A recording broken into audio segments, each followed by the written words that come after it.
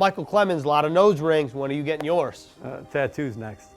The Jets entered the 2022 draft with 9 picks. They end up making 7 of them. The last one, Micheal Clemons in the 4th round, who took a long road to get to where he is today. Yeah, he was one of the best defensive players in the SEC last season, registering 11 tackles for loss and 7 sacks. According to Pro Football Focus, Clemons' 46 quarterback pressures were the 4th most in the entire conference.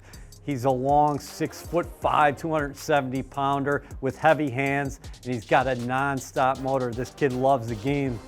In what ended up being his last college performance, he racked up 3.5 sacks against LSU. That's going out in style. I definitely think that's going out in style. And with Clemons, I mentioned the long road, 7 college seasons, 5 at A&M, 2 at a community college, a junior college, and the one thing about Micheal Clemons, he brings it every game. Yeah, Jets GM Joe Douglas called Clemons one of the nastier players in the entire draft.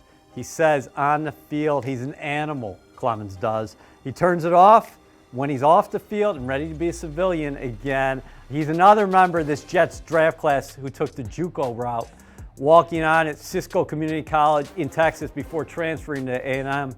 In 29 career games at Texas A&M, Clemons, who was strong against the run, he had 12.5 sacks and 21 tackles for loss. You mentioned the switch. My favorite part about Micheal Clemons, when he was asked at rookie minicamp, like, how do you turn on and off the switch? His answer was simple. He went just like that.